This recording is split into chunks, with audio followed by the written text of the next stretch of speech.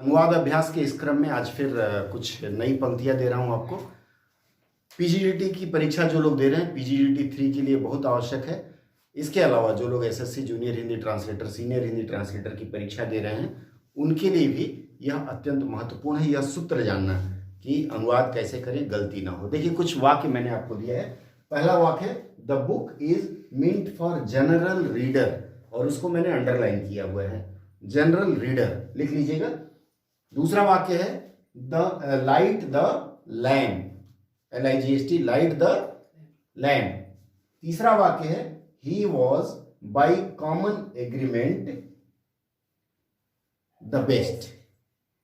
उसके बाद है scored goal in the match, he या सी या जो भी है, scored goal in the match. और उसके बाद है the doctor felt my pulse, PULSE। उसके बाद है this project can not be launched without sufficient material help. ठीक है, लिख लिया आप लोगों ने। अब देखिए ये जो वाक्य मैंने आपको दिया है, इन वाक्यों के देने का मूल अर्थ यह है कि एक शब्द का अलग अलग संदर्भों में अलग अलग अर्थ होता है। जैसे मान लीजिए पल्स का मतलब क्या होता है? दाल, अरहर दाल, मसूर दाल, मूंग की दाल। डॉक्टर फेल्ट माई पल्स, अर्थात डॉक्टर के घर आप दाल लेके गए, फिर उसने देखा कौन सी दाल है, यही है ना। होना क्या चाहिए? Doctor felt my pulse. यहां पल्स का मतलब है नब्ज। अगर इस पल्स को आप दाल कहेंगे तो आप गए काम से। ठीक है, अगला देखते हैं। अगला मैंने कहा लाइट द लैम्प। लाइट का मतलब है प्रकाशित करना। ठीक है, या और क्या शब्द होता है? कई शब्द हो सकते हैं, लेकिन लाइट द लैम्प के लिए क्या कहेंगे हम? यहाँ बत्ती जलाओ। हिंदी में बत्ती जलाने के लिए जलाओ शब्द का प्रयोग होता है। उसके बाद he was by common agreement. ये जो कॉमन एग्रीमेंट है इसको क्या कहेंगे? He was by common agreement the best. Common के लिए क्या लिखेंगे बताइए? सामान्य लिखेंगे। क्या लिखेंगे? यहां कॉमन एग्रीमेंट, सामान्य, कॉमन का मतलब जनरल का मतलब होता है, कॉमन या जनरल सामान्य होता है, लेकिन सामान्य चलेगा क्या? हम लोग 10 लोग हैं तो 10 लोग संयुक्त सहमति यहां होगी। ठीक है, आम सहमति जनरल एग्रीमेंट होता है और संयुक्त सहमति यहां होती है। क्लियर है? चलिए अगला वाक्य लेते हैं। मैंने ये क्लियर कर दिया, ये क्लियर कर दिया। स्कोर्ड द गोल या scored goal in the match. Score का मतलब क्या होता है? जैसे आई स्कोर्ड हाईएस्ट मार्क, मुझे परीक्षा में अधिकतम अंक मिले। जहां परीक्षा की बात होगी वहां स्कोर के लिए क्या लिखेंगे? अंक लिखेंगे। लेकिन अगर गोल करेंगे आप तो क्या होगा? गोल। गोल क्रिकेट में गोल होता है, फुटबॉल में गोल होता है। कंफर्म? मुझे तो लगा क्रिकेट में गोल होता है। ठीक है, तो यहाँ score goal in the match. Match है ना, तो मैच कौन सा मैच है? क्रिकेट का, फुटबॉल का? तो यहाँ स्कोर का मतलब हमारी आम भाषा में दागे, अधिकतम गोल दागे या फिर अधिकतम गोल किया। ठीक है, गोल का गोल ही होता है जी। गोल का गोल, लक्ष्य मत लिखिएगा नहीं तो फिर गए काम से।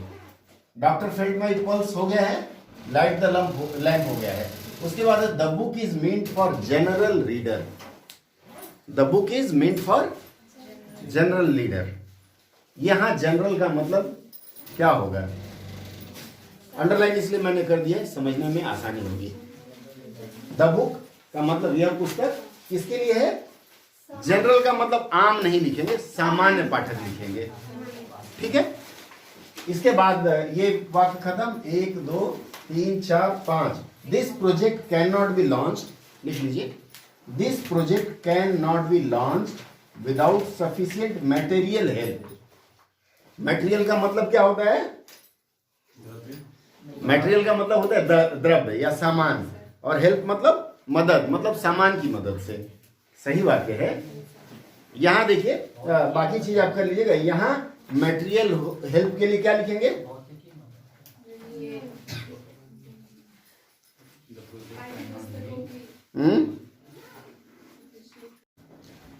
चलिए अंतिम शब्द के साथ सत्र समाप्त करूंगा। अंतिम शब्द है दिस प्रोजेक्ट। दिस प्रोजेक्ट के लिए क्या लिखेंगे? दिस का मतलब क्या होता है? इस या यह। इसका अनुवाद हम इस से भी शुरू कर सकते हैं और यह से भी शुरू कर सकते हैं। कैसे करेंगे? प्रोजेक्ट के लिए परियोजना। अब अगर इस लिखते हैं तो फिर कारक चिन्ह का प्रयोग करना पड़ेगा, ठीक है। यह लिखते हैं तो कारक चिन्ह का प्रयोग नहीं करना पड़ेगा। यह परियोजना can not B launch. Launch का मतलब क्या होता है? प्रारंभ किया जाना। तो यह परियोजना प्रारंभ नहीं की जा सकती। विदाउट, बिना, सफिशिएंट, समुचित, मैटेरियल हेल्प के लिए आर्थिक सहयोग लिखेंगे हम लोग। जी हाँ, और ये जो आज का चैप्टर था वो था कि संदर्भ के अनुसार शब्दों का सही प्रयोग। आप लोगों को कई बार बता चुका हूं। यहां अगर आप लोगों ने आर्थिक सहायता नहीं लिखा, मटेरियल को सामग्री लिखा, कोई भी परियोजना सामग्री से शुरू होती है या पैसे से शुरू होती है?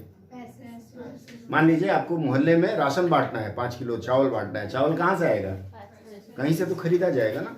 तो परियोजना हमेशा। बाकी इस वाक्य को सजा करके आप लोग मुझे कमेंट बॉक्स में लिख दीजिएगा, ठीक है। अगले सत्र में फिर मिलेंगे कुछ नई बातों के साथ।